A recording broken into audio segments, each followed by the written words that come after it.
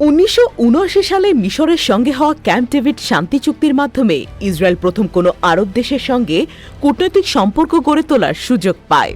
এরপর এই দুই দেশের সম্পর্ক বিভিন্ন সময়ে ভাঙা গড়ার মধ্য দিয়ে গেলেও গত বছর 7 অক্টোবর গাজায় হামলা শুরু করার পর থেকে ইসরায়েল মিশর সম্পর্ককে ধীরে ধীরে অবনতির পথে হাঁটতে দেখা যায়। সম্প্রতি কায়রোতে নিযুক্ত ইসরায়েলের সাবেক রাষ্ট্রদূত ডেভিড গভরিন মিশরকে শান্তি চুক্তি লঙ্ঘনের জন্য অভিযুক্ত করেছেন। একই সঙ্গে মিশরের ক্রমবর্ধমান সামরিক শক্তি সম্পর্কে তেল আবিবকে সতর্ক করেছেন তিনি। ইসরায়েলি সংবাদ মাধ্যম ইয়েদিওথ আহরনতের বরাত দিয়ে এক প্রতিবেদনে এই তথ্য জানিয়েছে সামা। বিশ্লেষকদের মতে এই ঘটনা দুই দেশের সামরিক, রাজনৈতিক ও কূটনৈতিক বোঝাপড়ার মাঝে ফাটল সৃষ্টি করতে পারে। সাম্প্রতিক সময় দেওয়া এক সাক্ষাৎকারে গভরিন দাবি করেছেন মিশর সামরিক শক্তি বৃদ্ধিতে উল্লেখযোগ্য অর্থ বিনিয়োগ করছে এবং এই সামরিক সংযুক্তি শান্তি চুক্তির লঙ্ঘন। গভরিন 2016 থেকে 2019 সাল পর্যন্ত মিশরে ইসরায়েলের রাষ্ট্রদূত হিসেবে কাজ করেছিলেন এবং নভেম্বর 2021 সাল পর্যন্ত পররাষ্ট্র মন্ত্রণালয় থেকে অবসর নেওয়ার আগে মরক্কোতে ইসরায়েলের প্রথম রাষ্ট্রদূত ছিলেন। গভরিন অভিযোগ করে বলেন, এতে কোনো সন্দেহ নেই যে মিশর শান্তি চুক্তির সামরিক সংযোজন লঙ্ঘন করছে। সিনাইয়ের সন্ত্রাসবাদ মোকাবেলার সাম্প্রতিক অনুরোধের বরাত দিয়ে চুক্তির অধীনে এবং ইসরায়েল যা অনুমোদন করেছিল তার বাইরেও মিশর সিনাইয়ে অধিক সংখ্যক সামরিক বাহিনী মোতায়েন করেছে। তিনি সতর্ক করে বলেছেন, মিশর তার দুর্বল অর্থনীতি এবং বাহ্যিক হুমকির অনুপস্থিতি সত্ত্বেও সামরিক সক্ষমতায় প্রচুর বিনিয়োগ করছে। তিনি বলেন, সুয়েজ খালের পূর্বে সামরিক ও বেসামরিক অবকাঠামোতে যথেষ্ট বিনিয়োগ রয়েছে মিশরের। ইসরায়েলকে অবশ্যই মিশরের সামরিক সক্ষমতা বিবেচনায় নিতে হবে এবং ভালো উদ্দেশ্য বা ভাগ করার স্বার্থের উপর নির্ভর করতে হবে না। এগুলো দ্রুত পরিবর্তন হতে পারে। উল্লেখ্য যে মধ্যপ্রাচ্যের শান্তি স্থাপনে 1979 সালের 26শে মার্চ ঐতিহাসিক শান্তি চুক্তি করে মিশর ও ইসরায়েল। যুক্তরাষ্ট্রের মধ্যস্থতায় ওয়াশিংটনে সই হয় শান্তি চুক্তিটি। সে সময় হাত মেলান মিশর ও ইসরায়েলের নেতারা।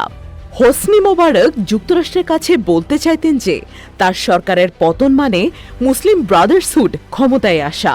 এখন মিশরের প্রেসিডেন্ট আবদেল ফাত্তাহ আল সিসির ভাষ্যমতে তার সরকার ক্ষমতা থেকে যাওয়া মানে গণতান্ত্রিক শক্তি ক্ষমতায় আসা, আর সেই শক্তি ইসরায়েলের প্রতি বৈরী হবে। তাই আদৌ মিশর সামরিক সক্ষমতা বাড়াচ্ছে কিনা তা নিয়ে সংশয় থেকেই যায়, কারণ সামরিক শক্তি বাড়ালে ইসরায়েল এবং যুক্তরাষ্ট্রের বিরাগভাজনে পরিণত হতে পারেন সিসি।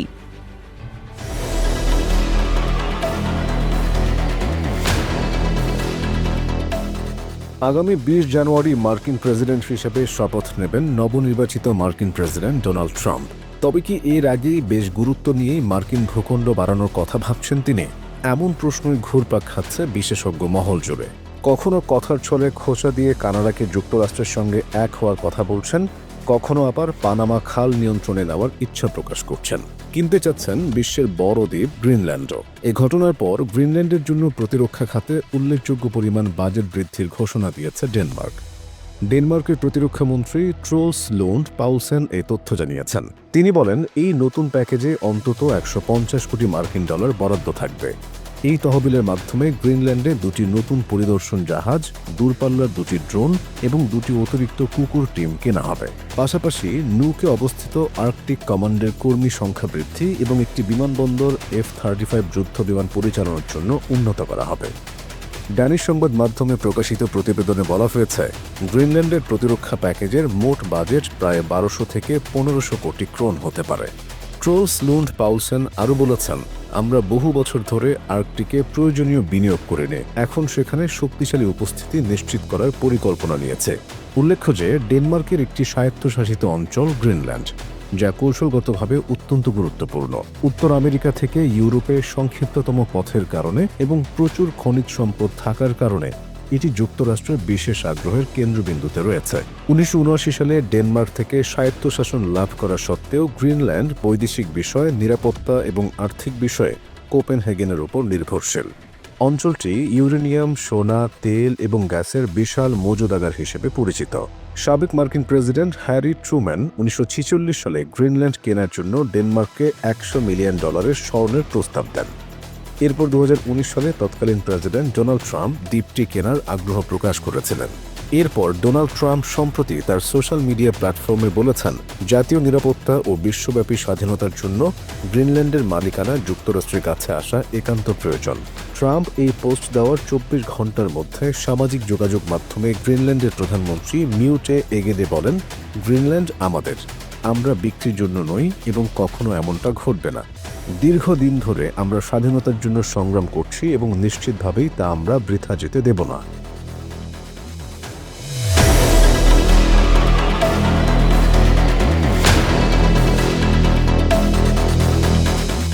অল্প কিছুদিন আগের কথা, যুক্তরাষ্ট্রের সামরিক বাহিনী জানায় ইয়েমেনে হামলা করতে গিয়ে তারা ভুল করে লোহিত সাগরের আকাশে উঠতে থাকা নিজেদের একটি F-18 যুদ্ধ বিমানকে গুলি করে ভূপাতিত করেছে। তথ্যটি সামনে আসতেই চাঞ্চল্য সৃষ্টি হয় বিশ্বজুড়ে। বিশ্বমোড়ল যুক্তরাষ্ট্র ঘটনাটিকে ফ্রেন্ডলি ফায়ার বলে চালিয়ে দেওয়ার সর্বোচ্চ চেষ্টা চালায়। তবে সম্প্রতি পাওয়া একটি তথ্য রীতিমতো অবাক করেছে সকলকে।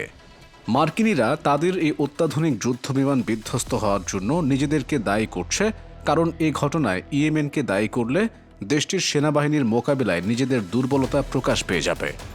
পারস্য উপসাগরীয় অঞ্চলের বাবাল মান্দাব প্রণালী এলাকায় গত কয়েকদিন ধরে এমন কিছু ঘটনা ঘটেছে যা গোটা বিশ্বের দৃষ্টি আকর্ষণ করেছে।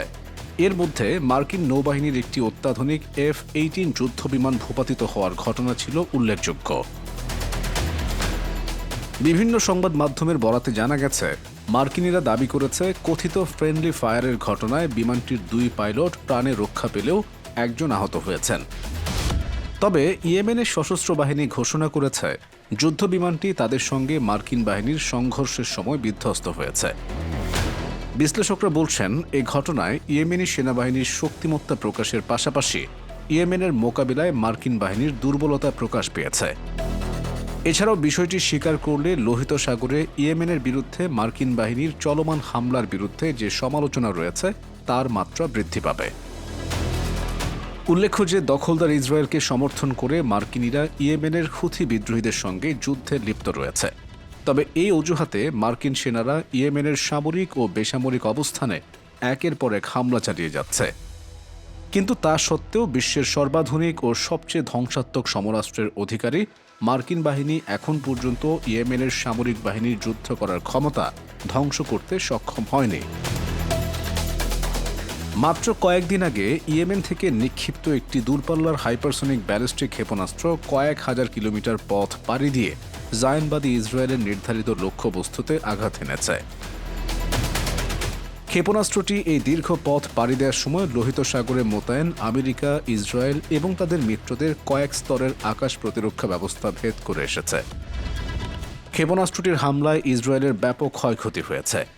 ওই ক্ষতির প্রতিশোধ নিতে মার্কিন ও ইসরায়েলি যুদ্ধ বিমানগুলো আকাশে উড্ডয়ন করে এবং ইয়েমেনের বিস্তীর্ণ অঞ্চল জুড়ে বোমাবর্ষণ করে।